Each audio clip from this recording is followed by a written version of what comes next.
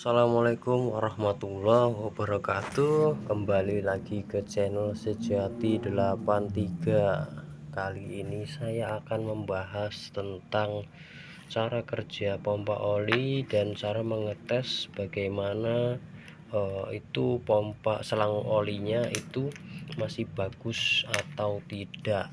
Oke, jadi yang pertama ini adalah pompa oli mobil ST20 ya.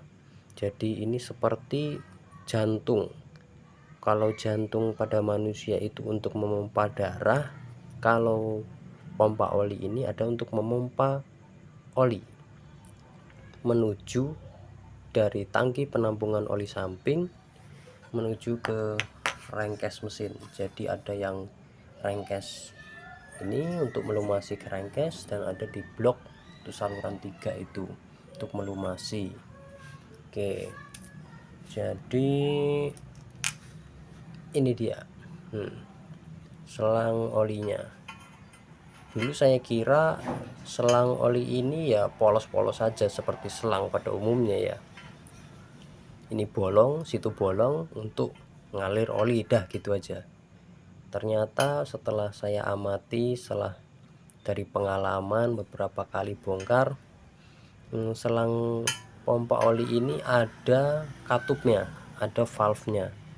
Nah, seperti kita tahu di membran mobil ST20 itu ya, itu bensin bisa masuk nyedot, bisa, tapi tidak bisa keluar. Nah, itu seperti itu kira-kira kerjanya valve selang pompa oli ini ya. Jadi dari pompa oli ini dipompa untuk masuk ke dalam. Nah, dari dalam tidak bisa keluar karena ada valve-nya itu. Nah, valve-nya itu di bagian bawah sini. Ini ada yang warnanya abu-abu, ini yang bagian bawah, dan ada yang kuningan itu bagian atas. Nah, cara mengetesnya simpel sekali. Jadi seperti ini, kita tutup satu lubangnya, terus kita sedot dan tiup. Kalau dia disedot plong, artinya udara bisa masuk. Kalau ditiup, udara tidak bisa keluar. Nah, itu tandanya selang olinya masih bagus. Nah, kita tes. Ini masih ada angin keluar. Sekarang kita sedot. Nah, plong ya, masih ada angin keluar. Nah, ketika ada angin keluar, itu tandanya selang pompa oli ini sudah dalam keadaan jelek ya, harus diganti. Ini bekas dari mobil saya yang ini, bekasnya ini untuk perbandingan saja. Sama bagian yang cabang 3 juga seperti itu. Ini maaf, sudah saya modifikasi karena patah ya, jadi dimanfaatkan bagaimana bisa agar supaya bisa bekerja seperti semula, jadi saya modif. Nah, ini yang saya dapat baru, ini original SGP baru ya. Nah, ini kita amati, ini bagian bawah warnanya abu-abu, bagian atas yang warnanya kuningan seperti ini. Ini untuk perbandingan. Jadi kita tes seperti tadi ya. Pertama kita akan tiup, sama sekali tidak ada angin yang keluar. Ketika kita sedot, nah, ada bunyi seperti itu, seperti halnya harmonika mobil ST20 ya. Harmonika itu ketika dia rapet, maka akan bunyi seperti trompet, duet duet duet duet duet, seperti itulah, teman-teman sudah tahu. Ini pun sama, ketika valve-nya itu masih bagus, maka ketika kita sedot akan menghasilkan suara. Nah, seperti itu kurang lebih suaranya. Nah, itu pertanda si selang oli ini masih bagus, valve-nya masih bagus.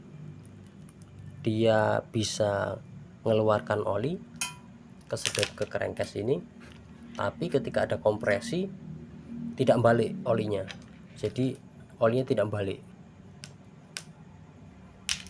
karena dari ruang crankcase ini akan menghasilkan kompresi ya. Jadi ini kompresi primer dan yang di blok itu kompresi sekunder. Jadi ketika piston itu bergerak ke atas, maka ruangan ini akan tersedot. Ketika piston bergerak ke atas, ini akan nyedot oli bisa masuk ya. Ketika piston bergerak turun ke bawah, ini valve-nya akan menutup, jadi oli tidak akan balik. Ketika ini ada kompresi. Yang saya amati kemarin di mobil ST20 saya, selang ini ya, jadi ketika ada kompresi, angin itu balik dari selang ini. Karena saya pakai oli samping warna merah, kelihatan, jadi ada aliran balik dia kena angin seperti itu. Jadi seharusnya oli itu bergerak maju ke atas ini pelan-pelan, itu tidak, seperti disemprot gitu. Jadi olinya kelihatan brut ke sini, arah sini ya. Akhirnya cuman muter-muter doang di sini. Jadi muter-muter doang olinya. Nah, akibatnya apa?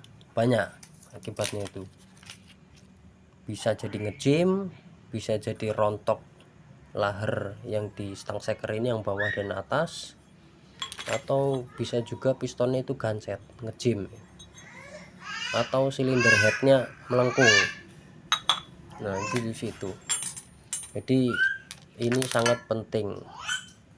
Kalau ini rusak, itu bisa fatal karena berantai ya akibatnya. Selang oli tidak bisa menyuplai oli ke dalam ruangan mesin ini, suplainya kurang, maka itu akan fatal akibatnya. Seperti yang kita tahu ya, mesin 2 tak itu sangat bergantung sekali dengan oli ya. Kemudian bagaimana, kemarin ada pertanyaan, bagaimana jika oli dicampur langsung ke tangki? Oh, tidak masalah. Jadi ketika oli dicampur ke dalam tangki langsung tidak masalah, cuman dia tidak akan menyesuaikan kebutuhan mesin. Jadi ketika mesin itu putarannya kencang, yang disuplai tetap segitu. Ketika mesin putarannya lambat, suplainya juga pun segitu aja. Jadi tidak sesuai kebutuhan mesin. Akhirnya apa ya, busi bisa berkerak hitam, keborosan oli samping. Tapi ketika dipakai untuk kebut-kebutan itu suplainya akan kurang. Jadi ketika bensin itu oli samping dicampur langsung ke tangki, itu tidak bisa menyesuaikan sesuai dengan kebutuhan mesinnya. Jadi seperti itu. Baik, itu saja yang bisa saya share kali ini. Kita akan berjumpa di postingan selanjutnya. Assalamualaikum warahmatullahi wabarakatuh.